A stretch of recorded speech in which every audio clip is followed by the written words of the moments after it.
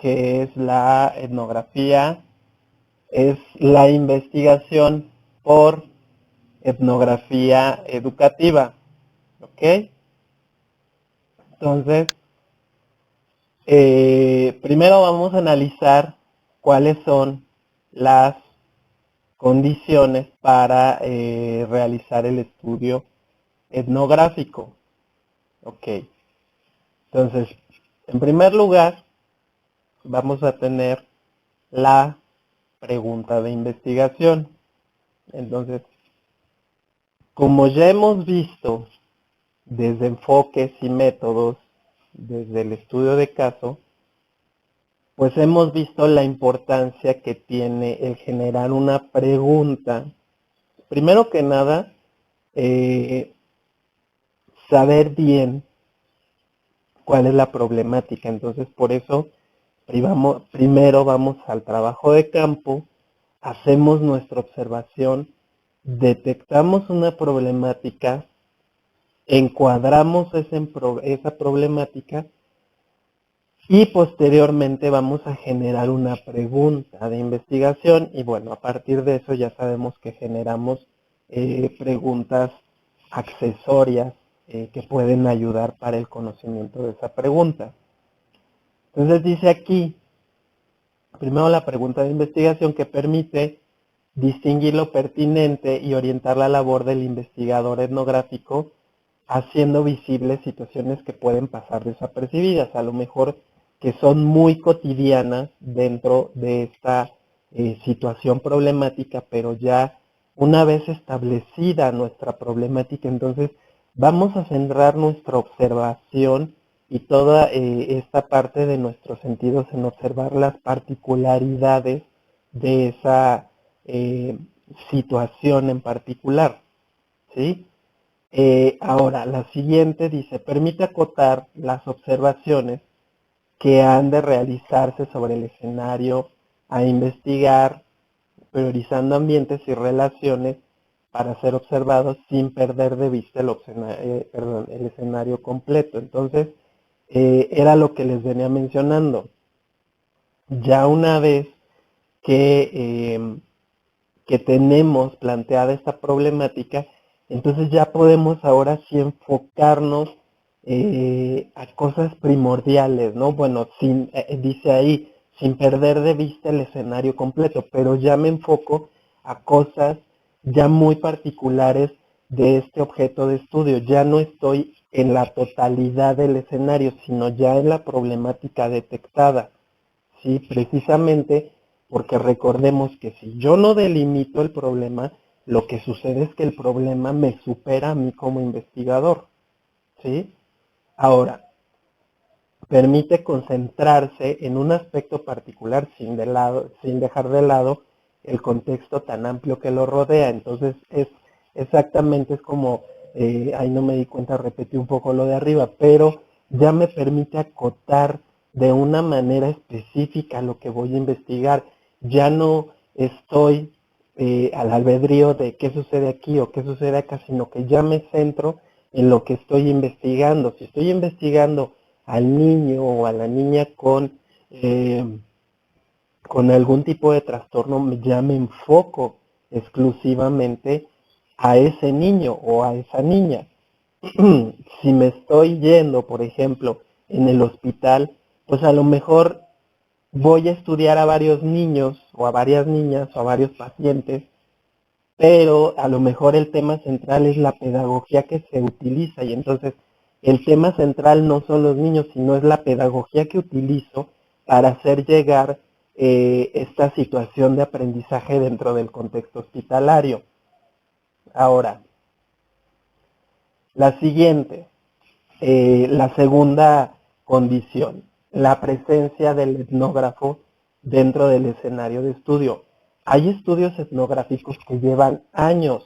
Aquí yo les puedo mencionar, por ejemplo, el estudio de una cohorte, que es el estudio consecutivo de un grupo específico. Aquí sí nos serviría mucho el estudio etnográfico de un grupo específico a lo largo del tiempo. O sea, aquí podría yo hacer un estudio etnográfico, por ejemplo, de una generación completa de una escuela en particular, ¿no? De una generación de primaria, de secundaria, de su propia generación, ¿no? A lo mejor el haberlos conocido en primer semestre y ver cómo ha sido su avance programático, ¿no? Ver quién continúa, quién se fue, las razones y los motivos por los cuales algunos continuaron, otros desertaron, el momento en que otros vuelven a retomar sus estudios, etcétera, ¿no? Entonces, aquí la presencia es muy importante y aquí resalta precisamente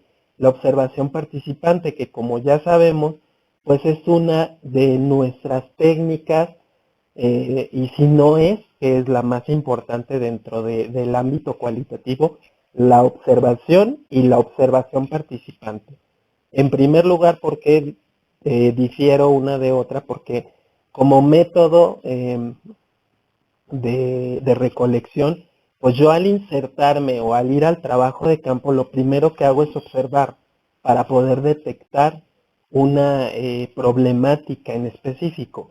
Y ya la observación participante es sumergirme o introducirme dentro de el objeto de estudio. ¿Sí? Entonces dice, es el instrumento de recolección primordial de la etnografía. ¿Sí? Y otra es los participantes que deben de tener la disposición a que el investigador se encuentre constantemente observando y preguntando. Por eso les digo que aquí el método etnográfico va más enfocado hacia un grupo. Etnografía viene de etnia, ¿no? De grupo. Entonces aquí lo estoy investigando como grupo. Entonces debo de pasar. Esta segunda condición me dice, pasa el mayor tiempo posible para recabar la mayor cantidad de datos directamente del objeto de estudio. ¿Ok? Ahora, la tercera, obviamente, el tiempo para realizar la investigación. Es lo que les estoy comentando. No puedo levantar el día de hoy. Si quiero hacer un estudio etnográfico, no puedo ir hoy, levantar o recoger datos, irme a hacer mi análisis, mi triangulación, etcétera, y mañana presentar el estudio. No, tengo que pasar mucho tiempo en el escenario para poder realmente tener una importante recogida de datos, ¿sí? Entonces dice, contar con el tiempo suficiente ya que cada escenario tiene su ritmo de investigación propio. Y por otro lado dice, no existe un mínimo de tiempo establecido dentro de esta metodología etnográfica para que perdón, se permita la comprensión de todas las prácticas y significados del escenario de estudio. Entonces, tengo que hacer una planificación así bien puntual, a lo mejor en mi cronograma de actividades de cuánto tiempo voy a permanecer levantando datos dentro o recogiendo información dentro de el escenario o del contexto de ese objeto de estudio. Entonces, estas son las tres condiciones más importantes, ¿no? Entonces me regreso. Una es, obviamente, el delimitar y el acotar bien el tema para no estar recabando información que posteriormente la voy a desechar. Por otro lado, lo que es que el grupo o social que estoy investigando, obviamente, pues tengo que tener pues, prácticamente una relación empática con ellos para poder evitar en lo posible que esta observación que yo estoy haciendo y esta secuencia de preguntas altere de alguna manera mi informe etnográfico o mi estudio etnográfico y por ende pues el tiempo que voy a permanecer.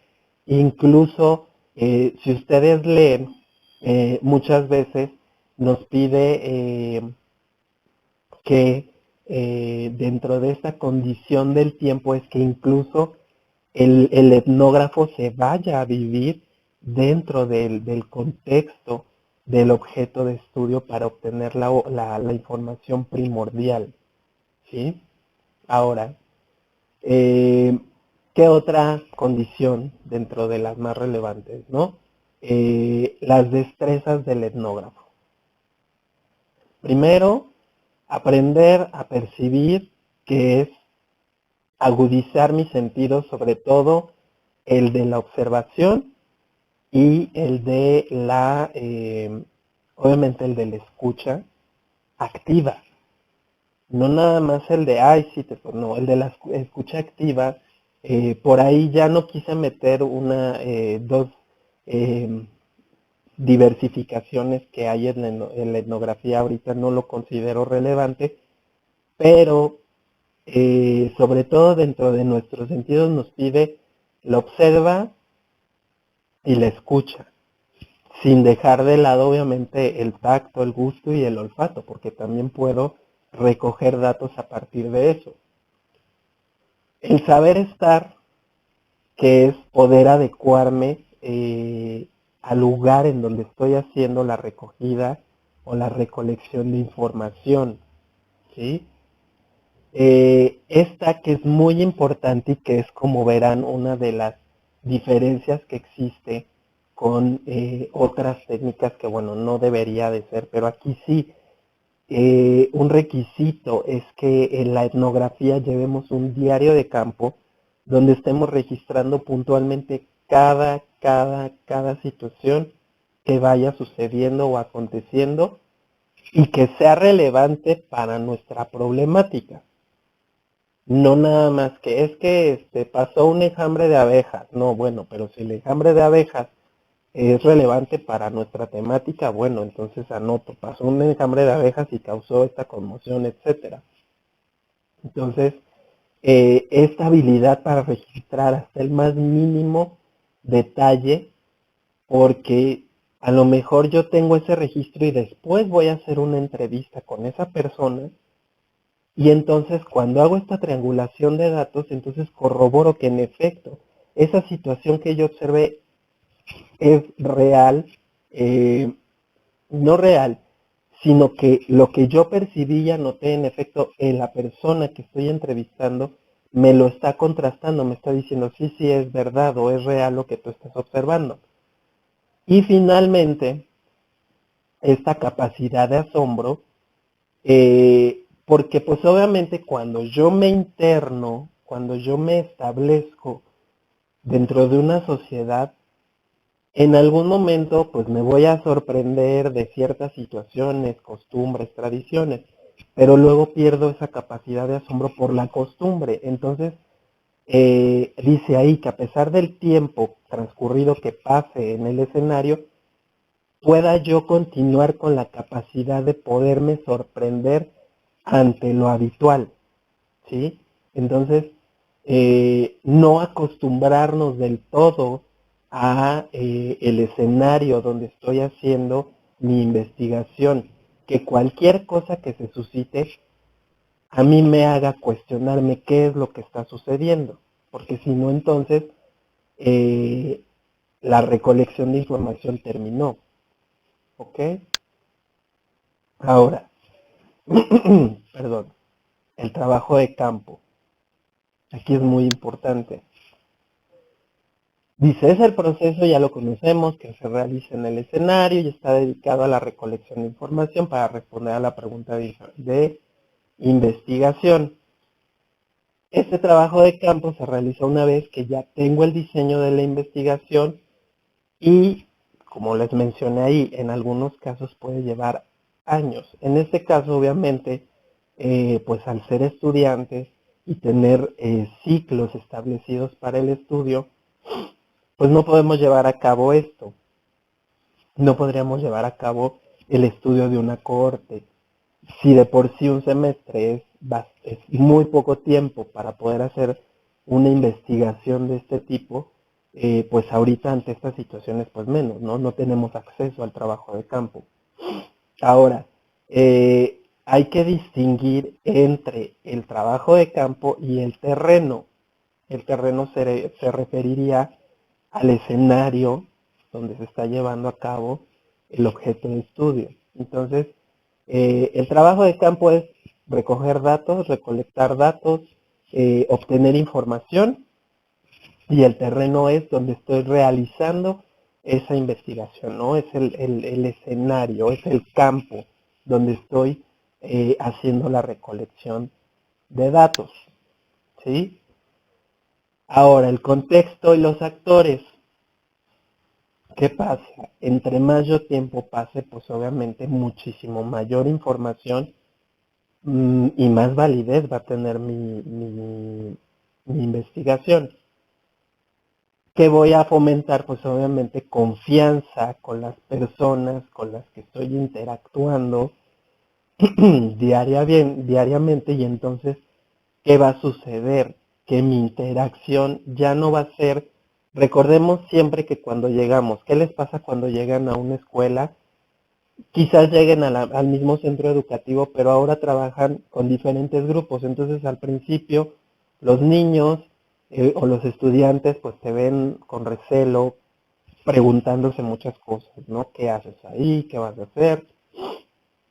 En el hospital igualmente, ¿no? Cuando les viene llegando un paciente nuevo y tú llegas con un programa educativo para que no pierdas el hilo sobre lo que estás estudiando, pues obviamente al principio desconcierta. Y esto es lo que debemos de hacer al momento de fomentar esa relación empática cuando estoy dentro del terreno o del campo, el poder pasar de cierta forma desapercibido y tener una relación muy espontánea, ojo, sin perder otra vez, como lo mencioné anteriormente, esa capacidad de asombro ante cualquier situación que surja y que sea relevante para mi investigación.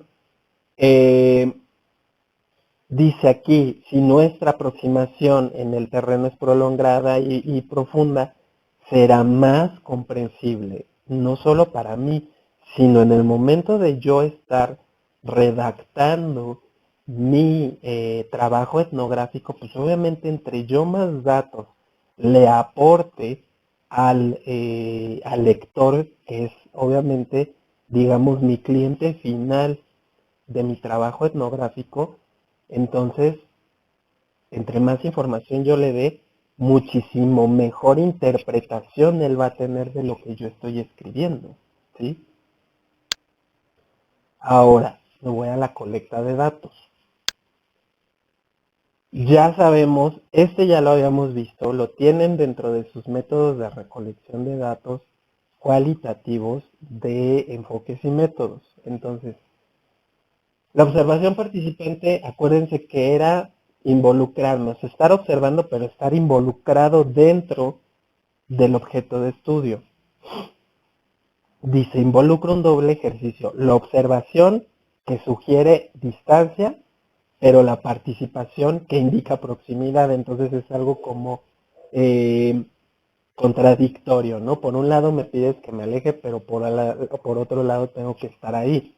Entonces de eso se trata, de ser observador, tener proximidad, pasar desapercibido, pero estar ahí, o sea, es como muy contradictorio.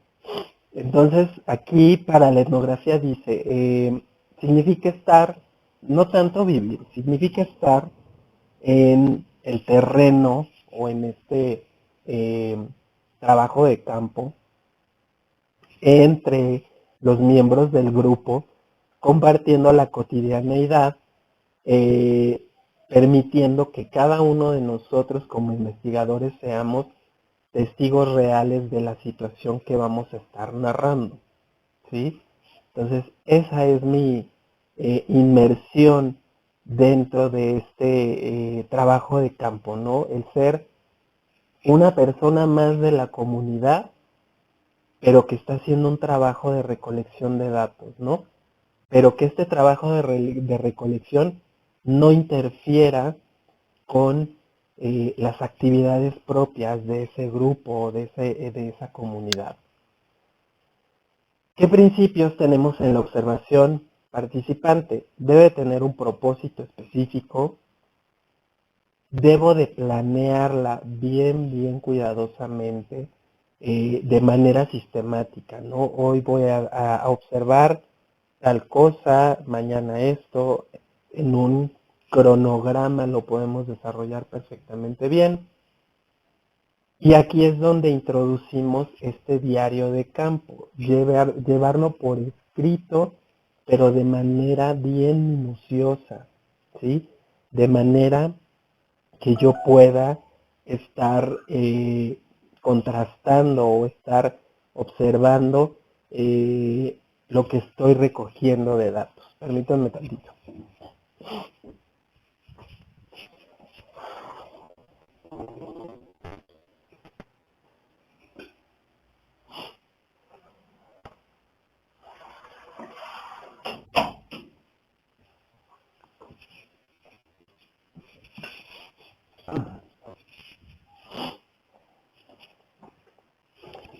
Ok. Hay que especificar la duración y frecuencia,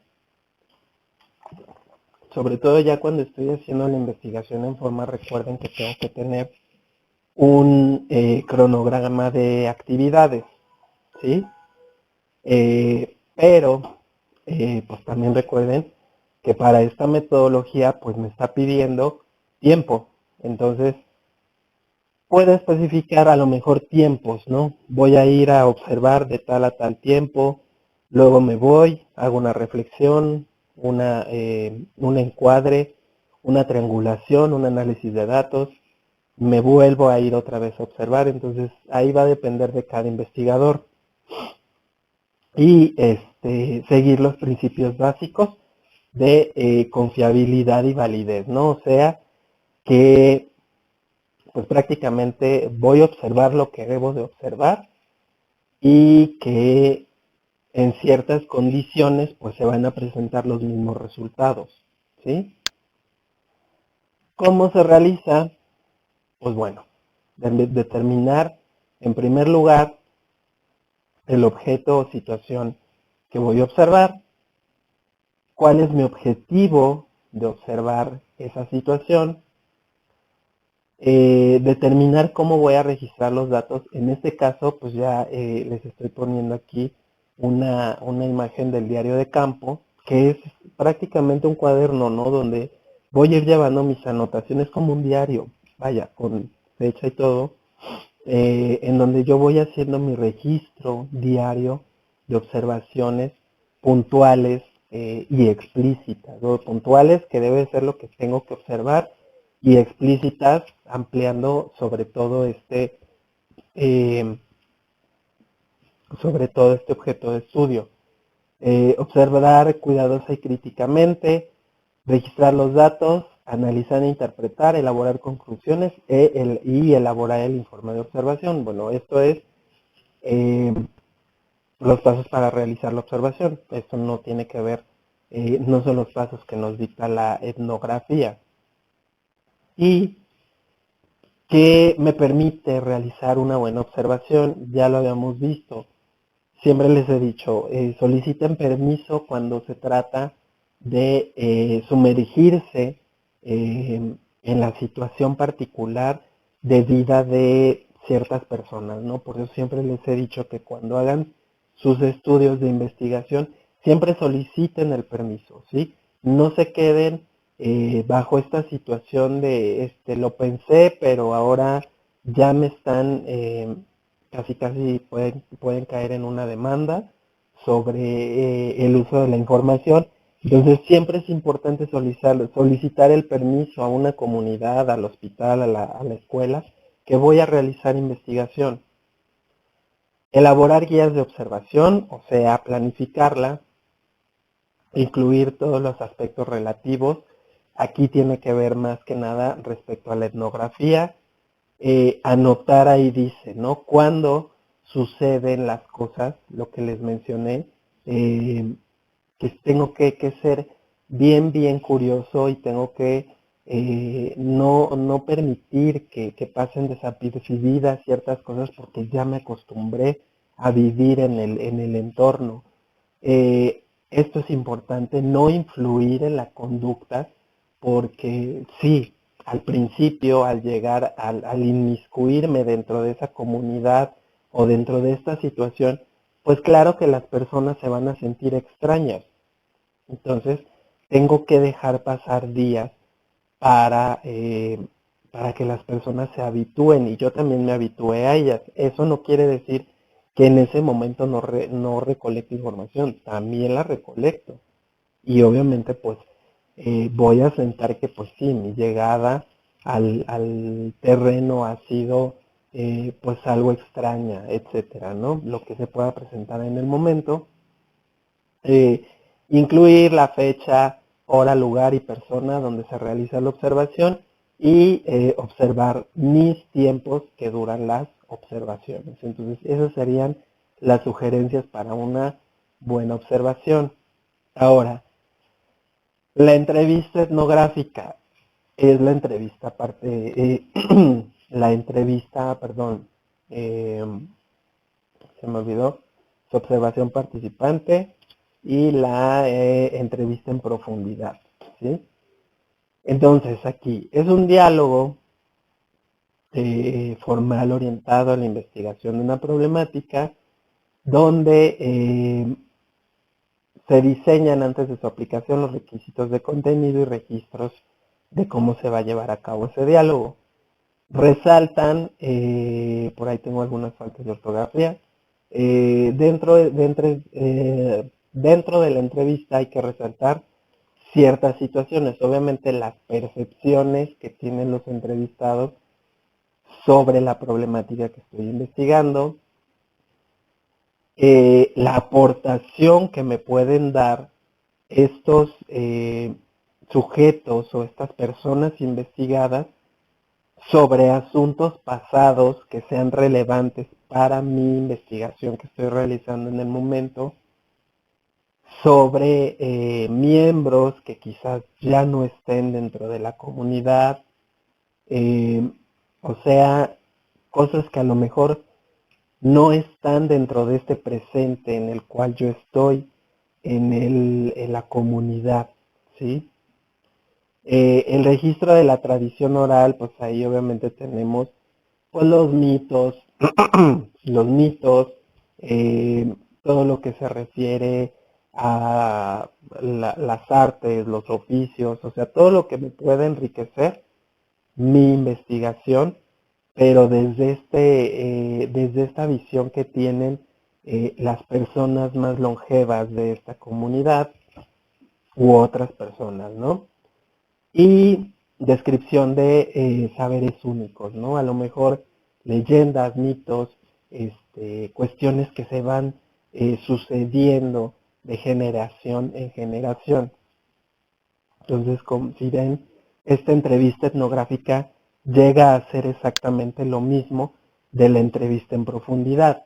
Entonces, ¿qué tenemos? Para la entrevista pretendo entender más que explicar. No espero la verdad, sino la posición subjetiva de esas personas dentro del contexto que estoy investigando. Ahora, tengo que tomar esta postura dice ahí, de oyente interesado. Por eso les menciono lo de la escucha activa. Tengo que aprender a escuchar a la otra persona, al otro interlocutor de quien estoy recibiendo la información. Dice aquí, se explora uno o dos temas a detalle. Bueno, aquí, dentro de lo etnográfico, yo puedo explorar muchísimas cosas que sean relevantes para mi objeto de estudio. Dice, permite el máximo de flexibilidad al explorar un tema, favorece abordar nuevas temáticas a medida que van apareciendo, obtener información contextualizada. Acuérdense que no puedo hacer una entrevista a profundidad si la hago de manera cerrada, porque entonces las respuestas me dan exclusivamente para sí o para no. No me dan esa amplitud de lo que me puede aportar verbalmente la persona, ¿sí? Entonces, tienen que ser preguntas de manera abierta.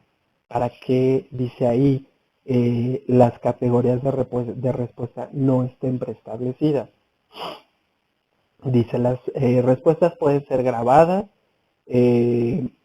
obviamente dependiendo. Yo en algún momento cuando revisamos esta técnica de recolección de información, pues yo les dije, digo, la tecnología ahora nos ha facilitado demasiado el uso de ciertas aplicaciones para poder llevar a cabo todas estas cuestiones. Entonces, ya no nada más en un teléfono puedo registrar, antes no podemos registrar nada, ¿no? Ahora podemos tener cámara fotográfica, tenemos la grabadora, entonces puedo yo incluso estar haciendo mis anotaciones y tener la grabadora prendida precisamente para que después yo al escuchar mis grabaciones, que ese es otro medio que vamos a tener para contrastar datos, pueda corroborar lo que se está diciendo, ¿no? A lo mejor lo que yo escribí con lo que la persona estaba narrando. Y pues dice al final, ¿no? Dar una relación de confianza y de entendimiento. Ahora, ¿qué habilidades necesito? Habilidad para resumir, necesito ser analítico y sintético a la misma vez. ¿Sí? Entonces, necesito analizar la información para dar un informe claro y preciso.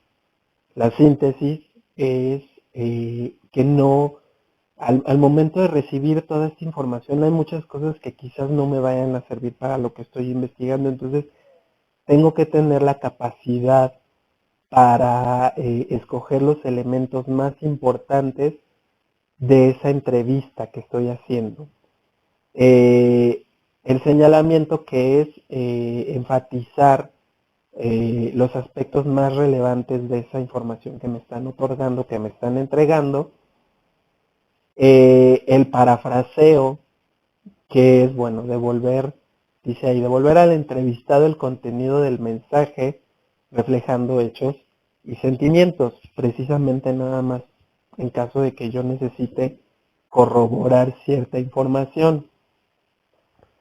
La escucha activa, que es comprender lo que la persona que estoy entrevistando me está contando, me está narrando. La escucha empática, que ya recordemos que es ponerme en los zapatos de esa persona, pero saberme salir, ¿sí? En este caso, tener un interés por lo que se me está narrando, ¿sí? No dejarlo como que estoy haciendo simplemente un cuestionario, sino que realmente le estoy poniendo atención a la persona sobre su historia o lo que me está platicando. Y recordemos que los silencios también nos dan una importante herramienta, porque el silencio también, aunque el silencio parece que no, nos dice mucho, ¿sí? Entonces, respetar esos momentos de silencio para no forzar al entrevistado y perder esa relación empática o esa relación de confianza, ¿sí? Entonces ahora me voy otra vez, al tan afamado y tan querido por ustedes análisis e interpretación de datos en la etnografía educativa, que es muy similar a lo que es el estudio de caso. Entonces, primero tengo que ordenar el material. ¿Por qué? Porque va a ser mucho, ¿sí? Entonces, dice ahí, en primera voy a enumerar las páginas del diario de campo. Conforme, aquí ya estoy hablando cuando ya terminé de recolectar. Entonces, ¿qué es lo que sucede? Aquí ya voy a leer la información que recogí.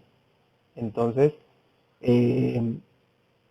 obviamente en ese momento me van a venir nuevas ideas. Entonces, por eso hay que escribirlas. Estas se llaman ideas de asociación libre. También las tengo que escribir. Hay que llevar ahora un registro de esas ideas.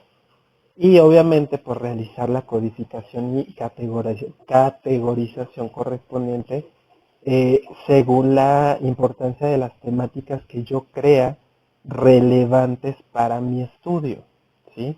Y entonces a partir de ahí, quizás a lo mejor podría poner primero la codificación y categorización para que en el momento en que yo esté leyendo y haga una categorización, quizás lo más pertinente es que cuando tengo una idea de asociación libre ya esté categorizada, entonces ya sé que va dentro del color amarillo y de la temática 1, ¿sí? Ahora, respecto al material bibliográfico, también hay que organizarlo en base a las temáticas que yo he decidido durante todo el proceso de investigación, desde el diseño de la investigación hasta el momento de la recolección de datos. Yo en algún momento pude haber elegido ciertos materiales bibliográficos que posteriormente puedo complementar con otro que a lo mejor me recomendaron o revisé al momento de estar haciendo esta revisión de información y pude haberlo hallado. Entonces, también para eso es importante este ordenamiento de mis materiales para no estar perdiendo el tiempo con en dónde lo vi, dónde lo dejé, no me acuerdo, ¿sí? Este material, como dice, también se ha de codificar y categorizar según las temáticas relevantes de mi investigación. Y obviamente también puedo realizar notas de asociación libre respecto a estas temáticas. Por eso a veces les resalto que no es importante. Si yo tengo un libro de 10 capítulos y exclusivamente el capítulo 3 es el que es relevante para mi investigación, entonces lo que hago nada más es dirigirme al capítulo 3. Y si en el capítulo 3 hay un subtítulo que se llama necesidades educativas especiales para niños hospitalizados, entonces me voy a dirigir exclusivamente a ese subtítulo y entonces no voy a estar leyendo 10 capítulos de un libro, ¿sí? Sino exclusivamente el capítulo 3 en el subtema que me está interesando según mi temática, en este ejemplo que yo les estoy poniendo. Ahora, ya que analicé, categoricé, codifiqué, entonces ahora sí empiezo a hacer esta triangulación. Este esquema ya lo habían visto en la anterior diapositiva de triangulación que les mandé. Entonces, ¿qué tengo que triangular? Las temáticas del diario de campo, o sea, los datos que estoy obteniendo de la gente que me está aportando la información para mi investigación. ¿Sí? Hay que triangular las entrevistas entre entrevistas y con los datos para que, acuérdense que en este punto lo que le importa a la investigación no es la metodología, sino es la relevancia que tiene la investigación. Entonces, voy a triangular mis datos, voy a triangular mis entrevistas y luego voy a triangular con documentos, ¿sí? Entonces, he aquí la importancia de de esta situación de la triangulación, ¿sí? ¿Para qué? Para que con los datos que yo recolecté, con las entrevistas que quizás las grabé, voy a contrastarlas, ¿no? Lo que yo escribí contra lo que me está diciendo la persona y a lo mejor algún dato se me pudo haber ido por ahí que no tomé en cuenta. Hay que triangular con las notas de asociación libre y triangular con los documentos, y entonces lo que va a hacer es que me va a estar enriqueciendo mi información, ¿sí? Ahora, sí queda bien entendido esto, entonces hasta aquí ya llegué, ya analicé mi información, ya realicé mis temáticas, ya codifiqué, bla, bla, bla, y entonces la triangulación es lo más importante, o sea, empezar a hacer este contraste entre métodos, entre técnicas, entre instrumentos, pero aquí casi siempre va a ser mi observación que lo estoy haciendo en un diario de campo, las entrevistas que estoy llevando a cabo quizás con un dispositivo móvil y los documentos que estoy obteniendo y que son relevantes para mi temática, y ahí hago esa triangulación entre diferentes, tanto metodológicos como instrumentales. Ahora, ¿cómo empiezo a hacer este reporte de investigación? Entonces, este esquema tendré que primero tener un esquema de redacción. Entonces, por eso les puse más o menos este ejemplo, que tendría que ver, por ejemplo, este es de la inseguridad ciudadana, causas principales y algunas soluciones. Entonces, este esquema de redacción ya me indica que tengo una introducción en donde yo introduzco al lector sobre la inseguridad.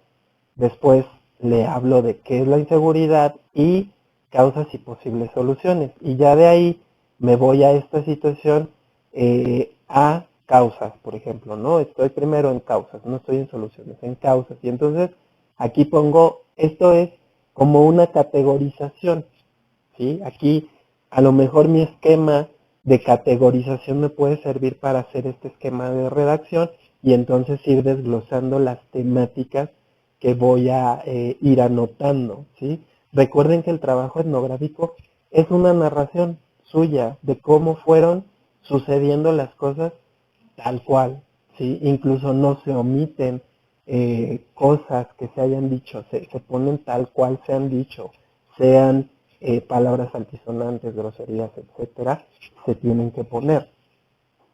Ahora, vean este esquema, habla de las causas. Entonces, en primer lugar pusieron el desempleo, luego la pobreza y la falta de educación, y de ahí el desempleo se desglosa en otras tres subcategorías o subtemas, la pobreza en dos subcategorías, y esta a su vez uno de esos subtemas se desarrolla en otros 4 subtemas, y así voy haciendo mi esquema de redacción, ¿sí? Entonces, es hacer este contenido o esta tabla de contenido, dice ahí, enunciando los títulos tentativos para poder hacer la redacción del informe etnográfico. Dice aquí, en el caso de tesis o informes de investigación, será necesaria la introducción de subtítulos de cada capítulo. Entonces, yo forzosamente, cuando haga mi tesis, voy a tener que en cada uno de estos temas y subtemas voy a tener que hacer una pequeña introducción, que es el desempleo, quizás con su cita bibliográfica, si es que lo considero conveniente. Los jóvenes son los más afectados por el desempleo, entonces tengo que hacer una pequeña introducción y luego, por ejemplo, si ya me hablaron en la comunidad de cómo afecta el desempleo o en ese lugar donde yo elegí para hacer mi trabajo de investigación, empiezo a narrar, ¿no? Los jóvenes, etcétera, etcétera, etcétera, ¿no? Entonces, ese sería lo que es un esquema de redacción. Ahora el proceso de redacción. Entonces, para yo crear este núcleo, primero tengo que hacer una planificación. Lo que ya vimos, esta esquematización de los temas que son relevantes para yo poder generar mi investigación. Y lo que nos recomiendan es que se haga desde lo más simple hasta lo más complejo para ir adentrándonos cada vez más en las temáticas que engloban a esta temática principal que yo estoy eligiendo. Utilizar los esquemas de redacción también para cada capítulo, que sería la organización de las ideas. Utilizar mis notas de asociación libre, pero eso ya lo voy a hacer cuando ya esté escribiendo y una vez que esté realizada la triangulación y obviamente la triangulación con estas notas. Por eso es importante que lleven también estas notas de asociación libre, porque luego decimos, ay, luego lo anoto y se nos olvida. Y entonces a lo mejor era una muy buena idea o alguna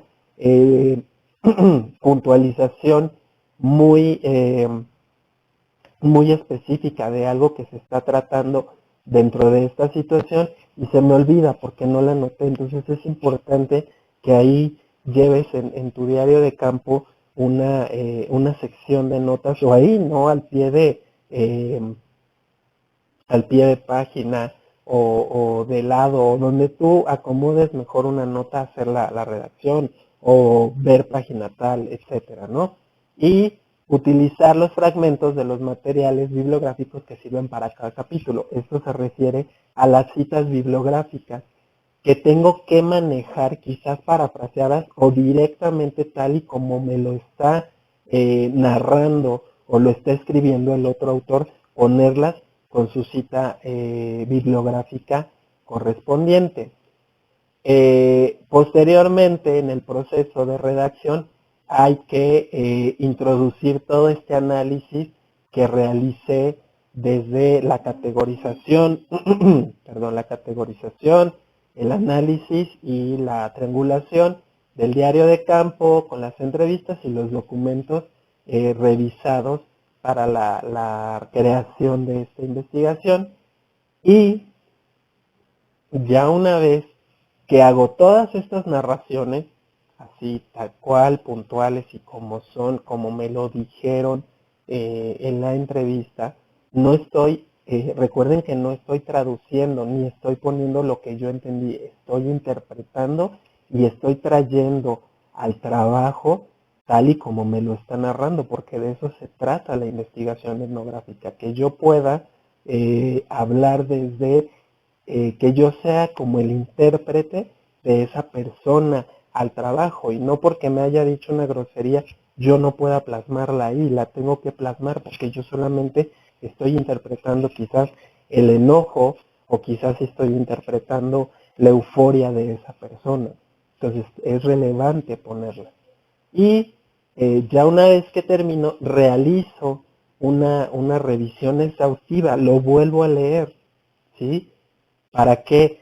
Para que a lo mejor vuelvan a salir otras ideas que a lo mejor me permitan rellenar ciertas cosas que yo no tomé en cuenta y entonces ahí dice, puedo rellenar huecos que puedan existir vacíos que no, que a lo mejor quedan incomprensibles para el lector, porque recuerden que finalmente el que lee y al que le voy a hacer que le interese mi investigación es al lector. A mí me puede interesar la temática, pero yo se la tengo que hacer interesante al lector, ¿sí? Entonces, ese sería el proceso de redacción. ¿Cuál es la finalidad del informe etnográfico? Ahí está la disponibilidad para otros lectores y que puedan asimilar sobre todo fácilmente esta información. Por eso se escribe desde este sentido práctico, ¿no? Desde este sentido en el cual no voy a utilizar este lenguaje técnico o este lenguaje que solemos utilizar en las investigaciones. Voy a utilizar un lenguaje en el cual pueda ser entendido por cualquier lector, incluso porque estas revisiones yo se las puedo dar a la propia comunidad o se las puedo narrar o se las puedo leer y ellos me pueden dar otras aportaciones para insertar más información, ¿sí? Entonces, como ven, el estudio etnográfico es muy amplio, ¿sí? No quiere decir que no acabe, pero es muy amplio. Dice, las interpretaciones que aportemos de nuestros narradores, de quien nos da nuestra información, deben de aportar al lector final el contacto con esa realidad, pero no desde mi punto de vista, como les dije, desde yo estoy interpretando, yo soy el medio por el cual la persona que se va a enterar de esta situación de estudio, yo soy el que estoy interpretando, yo estoy pasando esa información al lector final. Le estoy diciendo, mira, esto está sucediendo, pero no te lo estoy narrando yo, te lo está narrando la propia población que está viviendo esta situación. Dice el siguiente, instrumentarlo desde la historia natural, el tiempo y el espacio estudiado. Entonces, no hacer una situación de hablar de otros tiempos que yo no estuve. Ahí, como dice, perfectamente dividir entre lo que me narraron y lo que analicé, porque si recuerdan, en algún momento alguien me pudo dar aportes de cosas que ya sucedieron en el pasado, y eso nada más lo puedo interpretar, lo puedo analizar, pero no lo viví, entonces eso no lo puedo narrar. Narro lo que está en esta situación presente y lo demás lo analizo y lo interpreto, ¿sí?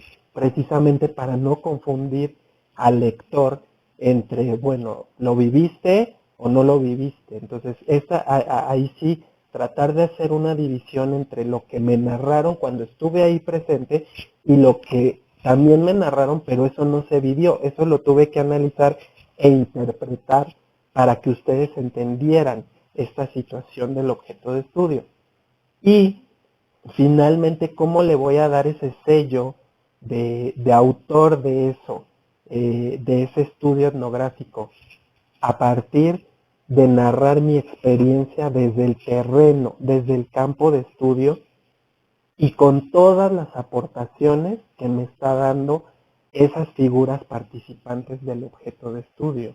Entonces, ¿cómo voy a ponerle el sello ahí de César, Daniel, Cristian, Fernanda, Daniela, Carla, Fabiola, Paulina? O sea, ¿cómo le voy a dar ese sello?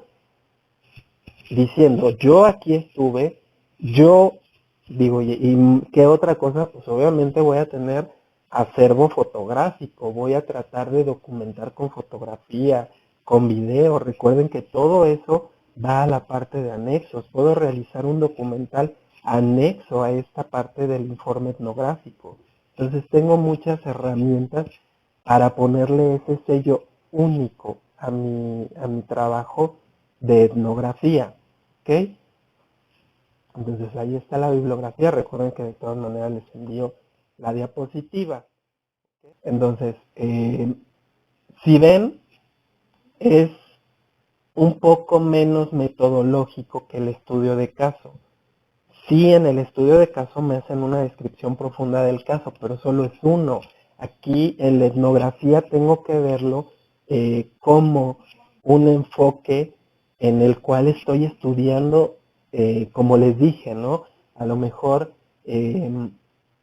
mi pedagogía en el hospital, y entonces los narradores van a ser cada uno de los niños, cada uno de los papás, ¿sí? A lo mejor en la escuela, por ejemplo, en el caso de Paulina con sus temáticas del trastorno de déficit de atención, bueno, sí, pero ya no nada más me voy a quedar con la narración del niño y de la familia del niño. Ahora lo que voy a investigar es cómo observan esta situación las demás personas alrededor de esta situación, ¿sí? Porque aquí supone un estudio más de comunidad, de grupo, aunque en el estudio de caso podemos tener un estudio de caso de varios casos, ¿sí? ¿Qué otra cosa? Bueno, resaltar como siempre que nuestras principales y primordiales herramientas de recolección de datos, en primer lugar, la observación participante, porque estoy inmerso ahí en el campo, y segundo, obviamente, la entrevista a profundidad, ¿sí?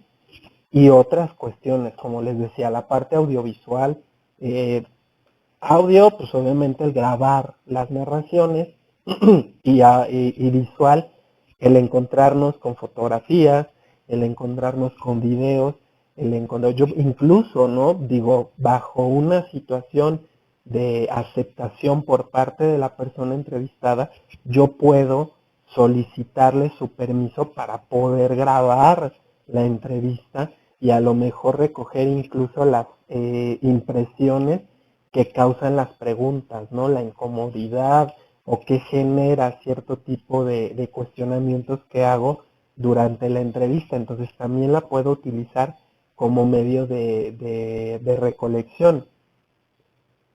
Y finalmente, pues la parte ya del proceso de la redacción, en donde, bueno, previo a, en el análisis e interpretación, pues lo que tengo que hacer es armar este esquema, como se los he pedido, de categorizar cuáles son las temáticas relevantes, para también no incurrir en tanto análisis de información, porque a lo mejor de repente hay personas que empiezan a narrar y después se desvían de lo que estoy necesitando, y entonces eso no me va a servir, eso lo voy a tener que hacer a un lado y traer a la parte de categorización pues lo relevante. Esta es la temática 1, 2, 3, que me sirve después para hacer el esbozo de redacción del documento. Y 1, 2, 3, esto es 1, 2, 3, de aquí saco esto y esto no me sirve. Esto lo contrasto con la entrevista, o sea, esto lo escribí yo cuando hice mi observación, esto me dijo la persona y luego lo voy a contrastar contra algún autor que haya tenido dentro de dentro de mi búsqueda de información para el caso, para el estudio. Entonces, después hay que triangular todo eso. No nos olvidemos de estas notas esporádicas que de repente, acuérdense que de repente se nos ilumina y se prende el foco y dice, y si esto tiene una relación, y entonces hay que escribirlo. Es importante para no perder este hilo, porque como les comento, después queremos recuperar la idea y ahí estamos, es que cómo dije o cómo lo planteé y no nos acordamos. Entonces, es importante también llevar ese registro de asociaciones libres y decir, estoy haciendo esto y esto y esto, y esta idea va relacionado con esta temática, ¿sí? Entonces, eso es la relevancia de la información. Ahora, ¿qué más? Y ya finalmente, el proceso de elaboración del informe, que tiene que ver, primero que nada, con hacer todo este esquema de redacción. ¿Cómo lo voy a hacer? ¿Cuáles son las temáticas? Como les dije, lo más simple a lo más complejo, y viendo cuáles son títulos, subtítulos, subtítulos de subtítulos, subtítulos de cuarta generación, ¿ok? E ir desarrollando los temas a partir de eso. Y recordar lo que les puse ahí al final, cuál es el sello que le da el sello de autor de ese trabajo etnográfico, el poder de interpretación que yo tengo y la capacidad de análisis, esta capacidad de analizar y poder separar entre lo que me dijeron, lo que me narraron las personas que están dentro de ese objeto de estudio y de esa problemática que yo escogí estudiar, frente a lo que es el análisis de la información que no me dio esa persona. Eso es muy importante poderlo separar en un momento dado en el trabajo, para que el lector sepa que esto es producción mía y esto es lo que te estoy narrando directamente de la boca de las personas con las que estuve conviviendo y hablando. Eso es lo importante, saber separar en lo que sí es producción mía, porque obviamente sí tiene que haber una producción dentro del trabajo etnográfico mío, pero la mayor parte, o sea, la relevancia de esta investigación es lo que yo puedo producir de lo que me dijo las participantes o la gente, ¿ok? Entonces, eso sería el trabajo etnográfico, eso sería la relevancia.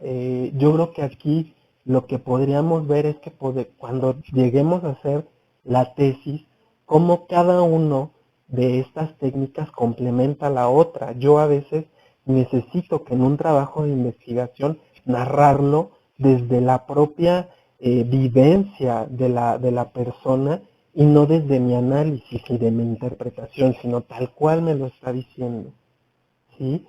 Entonces, esos serían los aspectos más relevantes de el trabajo de etnografía, el trabajo de investigación por la etnografía educativa y pues bueno, nada más hacerles el acotamiento. Obviamente les hablé, aunque dice etnografía educativa, pues les hablé desde el método etnográfico.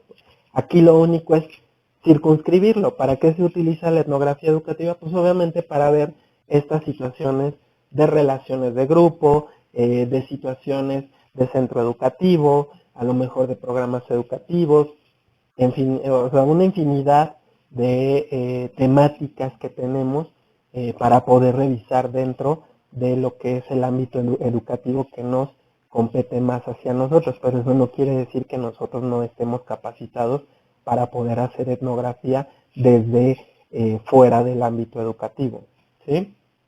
Entonces, quisiera saber si hay alguna otra duda, algún otro comentario.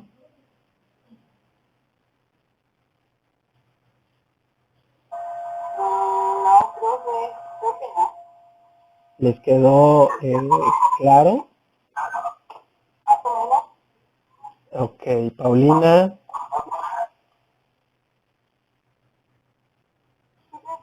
Ok, Emilia. Sí, profe. Ok,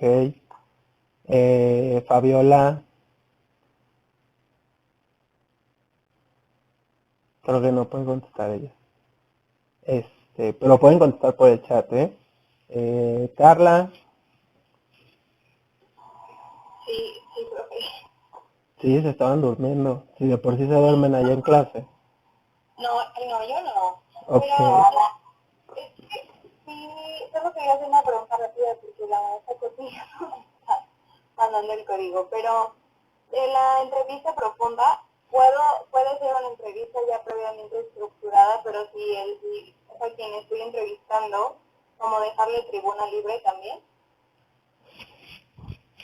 Obviamente supone que yo planeo qué es lo que voy a preguntar, porque no le voy a llegar a preguntar así de, ay, a ver, cuéntame de tu vida. No, obviamente sí, claro que debo de llevar un guión, pero lo que no debo de tener son preguntas que son acotadas, ¿no? En donde me va a contestar sí, no, sino que, oye, a ver, es como si yo ahorita les preguntara, ¿cómo fíjense bien el contexto, ¿te la pasaste bien o mal durante la contingencia?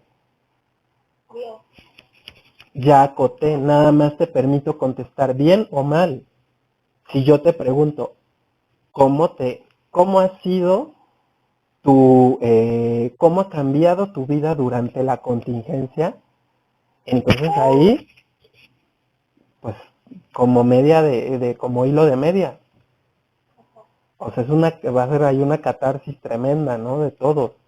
Me pasó esto, o no me ha pasado, o estoy así, me siento mal emocionalmente, etcétera, ¿no? Entonces, sí, claro, obviamente, sí, corresponde a que tengas un guión, pero que permitas que la pregunta te pueda dar eso, la narración de la otra persona, sin cortarla. ¿Sí? Ok. ¿Alguien más? Porque creo que ya tienen también sesión con la maestra Coti. Profe, ¿hay número de preguntas? No, no, acuérdate que aquí la situación de la etnografía es que no hay tiempo establecido. Yo me la puedo pasar investigando, como les decía, si ustedes se ponen a revisar, hay estudios etnográficos que han durado años y años y años y años. El estudio simplemente de una cohorte, de un grupo de alumnos durante N ciclos escolares, pues imagínense, estudiar 3, 4, 5 ciclos escolares, pues estoy hablando de 3, 4 años, entonces no hay no hay un límite en cuanto a las preguntas, es más bien el límite lo pones tú en cuanto a qué tanto análisis de información puedes hacer y qué tanto tiempo dispones tú como investigador para poder hacer la investigación.